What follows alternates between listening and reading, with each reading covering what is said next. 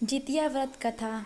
दो बहनें थीं, एक का नाम था सुखिया और दूसरी का नाम था दुखिया। दोनों का भाग्य उनके नाम जैसा ही था। दुखिया गरीब थी और बहुत दुखी रहती थी। सुखिया अमीर थी और हमेशा सुखी रहती थी। दोनों एक ही गांव में रहती थीं। दुखिया सुखिया के घर में काम करती थी, साफ सफाई करती थी, खाना बनाती थी और जो खाना बच जाता वह खाना सुखिया दुखिया को दे देती थी। इसी तरह दुखिया का घर चलता था। समय बीतता गया, दोनों के बच्चे भी थे। सुखिया को 2 पुत्र थे और दुखिया को भी 2 पुत्र थे। जब जितिया का व्रत आया तो दोनों बहनों ने जितिया का व्रत रखा था। दुखिया सुखिया के घर में काम करती थी। व्रत के दिन दुखिया ने सुखिया के घर जो चावल फटका, उससे जो खुर्दी निकला वह अपने लिए रख ली और साफ चावल सुखिया को दे दी। फिर साग को चुनी, बढ़िया वाला साग सुखिया के लिए रख दी और जो डंठल था वह अपने लिए रखी। अब दुखिया ने सुखिया के घर सारा खाना बना दिया और अपने घर चावल की खुर्दी और साग की डंठल लेकर गई बनाने के लिए। खुर्दी का चावल और साग की डंठल बनाकर वह खाना अपने बच्चों को खिलाई और खुद भी खाई। उसके बाद दुखिया सोने चली गई। आधी रात में एक बूढ़ी औरत उसके घर पर आकर दरवाज़ा खटखटाती है तो दुखिया पूछती है, कौन है? तब बुढ़िया बोलती है, बेटा हम हैं। दुखिया ने उठकर फाटक खोला और पूछती है, अम्मा आपको क्या चाहिए? इतनी रात में आप यहाँ किस लिए आई हो? बुढ़िया बोलती है, बेटा मुझे बहुत भूख लगी है, कुछ खाने को दे दो। दुखिया उसे घर के अंदर ले आती है और कहती है, हम लोग बहुत गरीब हैं। आज मैंने खुर्दी का चावल और साग की डंठल बनाया है, क्या आप खाएंगे? तो बुढ़िया कहती है, हाँ क्यों नहीं, खाएंगे। हमें बहुत भूख लगी है, हम वही खाएंगे। दुखिया अंदर जाकर खुर्दी का चावल और साग की डंठल लाती है और बुढ़िया को देती है खाने के लिए।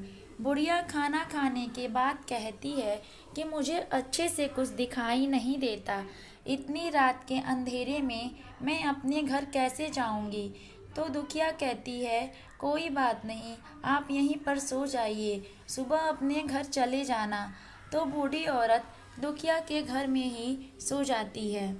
फिर थोड़ी देरी बाद उठकर बुढ़िया बोलती है, बेटा मुझे दीर्घ शंका लगी है, कहाँ करूँ? तो दुखिया कहती है, मेरे घर में बाथरूम नहीं है, इसलिए आप उधर कोने में कर लीजिए। बुढ़िया पूछती है कि बेटा बड़बड़ करें या छरछर करें? दुखिया नींद में थी तो वह कहती है, माता जी बड़बड़ कर दो, मैं सुबह साफ कर दूंगी। फिर थोड़ी देर बाद बुढ़िया पूछती है कि बेटा मैं अपने हाथ कहाँ साफ करूं? तो दुखिया कहती है, आप मेरे सिर में अपने हाथ को साफ कर लीजिए।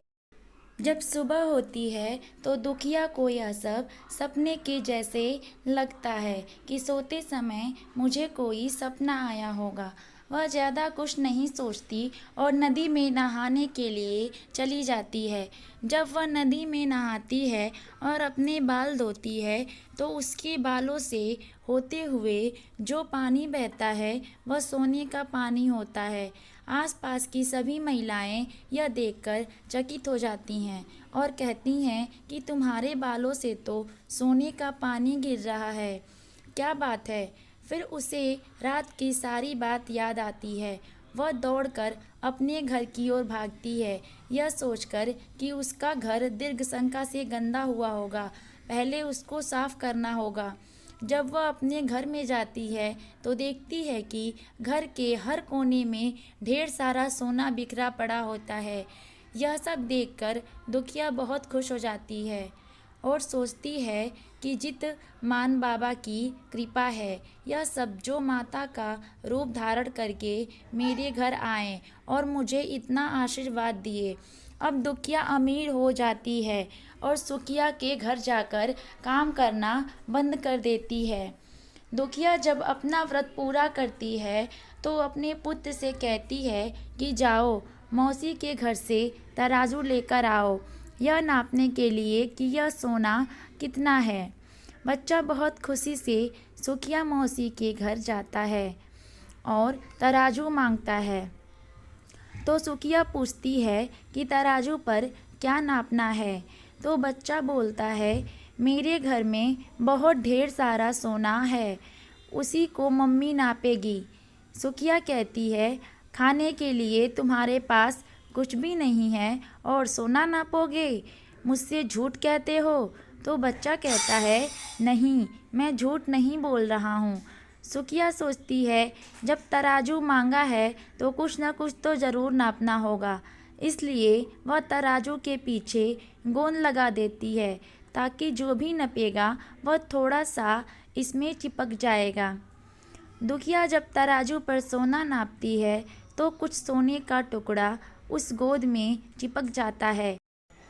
जब बच्चा तराजू लौटाने आता है तो सुखिया उसको उलट पुलट कर देखती है तो उसे तराजू में सोना लगा हुआ मिलता है।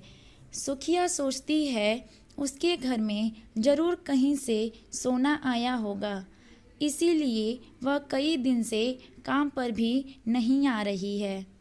सुखिया उसके घर जाकर देखती है कि आखिर यह सोना कहाँ से आया।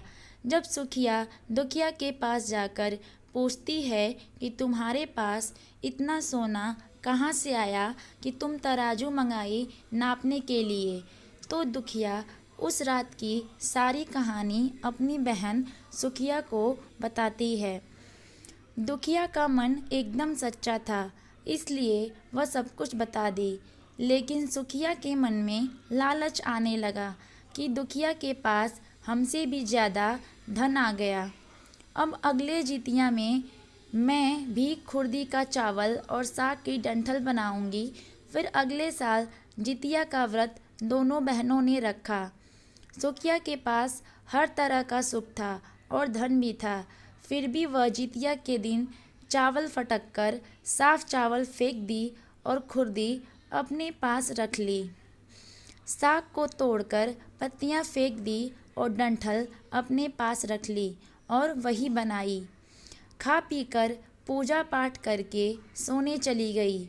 फिर आधी रात में उसके घर में भी बुढ़िया आई और दरवाज़ा खटखटाती है। सुखिया उसका इंतज़ार कर रही होती है। वह तुरंत दरवाज़ा खोल बुढ़िया को अपने घर के अंदर ले आती है। बूढ़ी बोलती है, मुझे बहुत भूख लगी है, कुछ खाने को दे दो। तो सुखिया कहती है, मैंने खुर्दी का चावल और डंठल का साग बनाया है। बुढ़िया बोलती है, कोई बात नहीं, मैं खाऊंगी। तो सुखिया परोस देती है। वह खाना खाने के लिए और सोने के लिए चली जाती है। बुढ़िया बोलती है, मैं घर नहीं जा सकती, मुझे दिखाई नहीं देता। तो सुखिया कहती है, कोई बात नहीं, आप यहीं सो जाओ। थोड़ी देर बाद बुढ़िया फिर बोलती है कि मुझे दीर्घ शंका लगी है, कहाँ करूँ? तो सुखिया कहती है, वहीं कोने में कर लीजिए। फिर थोड़ी देर बाद बुढ़िया पूछती है कि भड़भड़ करे या चरचर। इस समय सुखिया को याद नहीं आता है कि दुखिया ने क्या बोला था। तो सुखिया बोली, माँ चरचर कर दीजिए। फिर बुढ़िया पूछती है कि बेटा, मैं अपने हाथ कहाँ साफ़ करूँ? सुखिया कहती है, मेरे सिर में साफ़ कर लीजिए। बुढ़िया अपना हाथ सुखिया के सर में साफ़ कर लेती है। जब सुखिया सुबह उठती है तो उसका पूरा घर गंदगी से भरा पड़ा होता है और उसके बाल में भी बहुत गंदगी लगी होती है। यह सब देखकर सुखिया बहुत दुखी हो जाती है और उसे बहुत गुस्सा भी आता है। वह अपनी बहन दुखिया को बुलाती है और उससे गुस्से से कहती है कि तुमने हमसे झूठ कहा और मेरा पूरा घर गंदा करवा दिया। तो दुखिया पूछती है कि तुमने क्या कहा था, भड़बड़ या छरछर? तो सुखिया कहती है, मैं तो छरछर बोली। तो दुखिया कहती है, यहीं पर तो तुमने गलती करी और तुम्हारे पास तो सब कुछ था, किस चीज़ की कमी नहीं थी, फिर भी तुमने लालच किया। मेरे पास तो कुछ भी नहीं था, तुम्हारे पास तो सब कुछ था। तुम्हारे घर जीतमन बाबा भेष बदल कर आए, लेकिन फिर भी तुमने उन्हें अच्छा खाना नहीं परोसा। मेरे पास तो कुछ भी नहीं था, इसीलिए मैंने उन्हें खुर्दी का चावल और डंठल का साग परोसा था। तुमने अपने घर आए भगवान का अपमान किया। सब कुछ रहते हुए भी तुमने साग और भात खिलाया। तुम्हारे पास सब कुछ होते हुए भी तुम्हें लालच नहीं करना चाहिए था, इसीलिए तुम्हारे साथ बुरा हुआ।